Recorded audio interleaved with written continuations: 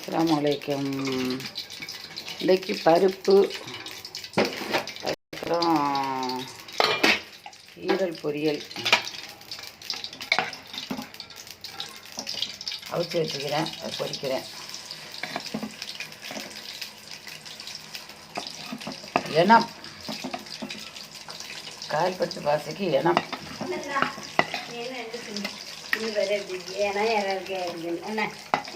கேட்கதை எட்டு வச்சுக்கிறேன்.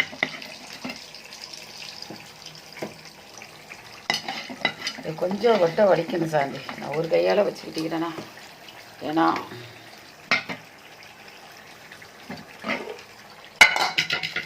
தக்காளிப்பழம் வச்சுருந்தேன்.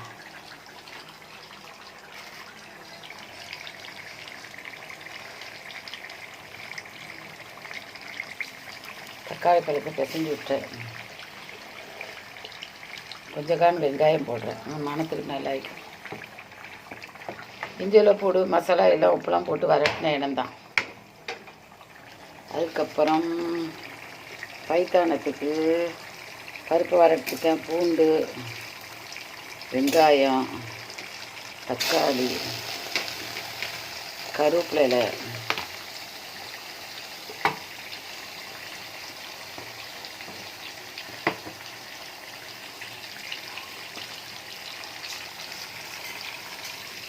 பருப்புக்கு தாளிக்கிறேன். கடுகு, வெங்காயம், போட்டு தாளிக்கிறேன். இதுக்கு தக்காளி பழம், வெங்காயம், பூண்டு, சின்ன வெங்காயம், சீரகம்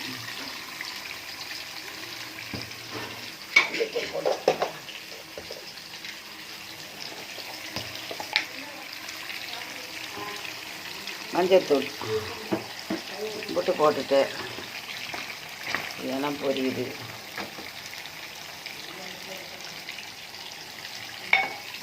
பருப்புக்கு தாளிப்பு,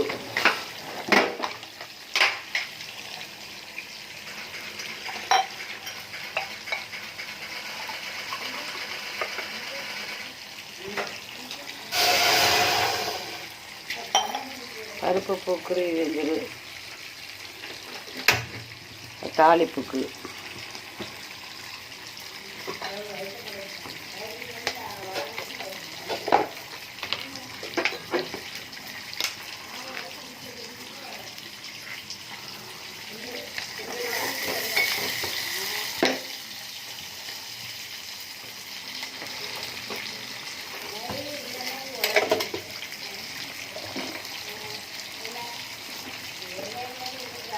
பருப்புக்கு உரப்புக்கு வத்தல் தான்.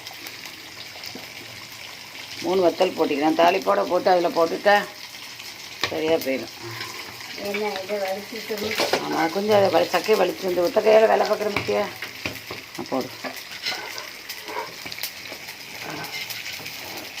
அதுக்கப்புறம் சோத்தை வைப்போம். பருப்பு பூக்கட்டும். அதுக்கு அந்த சட்டிலே பிளேன்ட்ட காய்ச்சிடும்.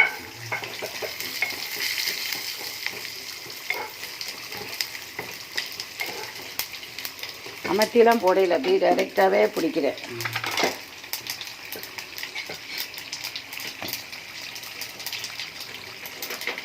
மற்றவங்க நம்மளுக்கு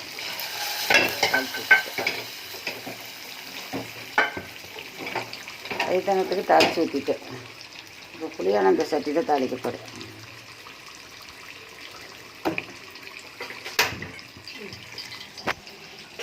நான் உரலில் அடித்து வச்சேன். இதில் என்னது நச்சிருவோம், பிரிஞ்சிரும், நல்ல மிளகு, பூண்டு, சின்ன வெங்காயம், தக்காளி பழம் எல்லாம் வச்சு வெந்திக்கிறேன். இது கலந்து நம்ம புளியை ஊற்றிடும். இது அது வாட்டில் பூத்துக்கிட்டு கிடக்கும். தாளிப்பு கிளிப்பு எல்லாம் ஊற்றிட்டேன். வெங்காயம், பூண்டு. ஆனால் வத்தலை நம்ம அப்படி பொரித்து போட்டு அதில் உரப்பும் இறங்கும். எண்ணத்துக்கு நெய் கூடவே ஊற்றிட்டேன். இருக்கிறேன் எண்ணெய். நெய் ஊற்றியில் எண்ணெய் தான் ஊற்றினேன்.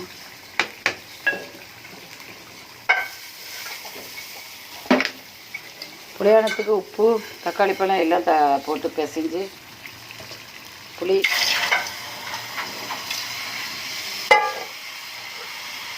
ஏமா புளியானத்துக்கு டக்குன்னு சத்தம் கேட்குது. தீயை குறைக்கணுமா? ரசம் பருப்பு தினம் பொரிச்சிக்கிட்டு சோறு வைக்கணும்.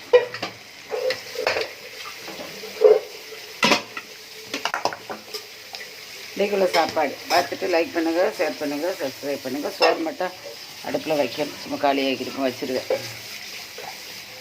அஸ்ஸலாமு அலைக்கும். 10 நிமிஷம் வேலை முடிஞ்சிட்டு.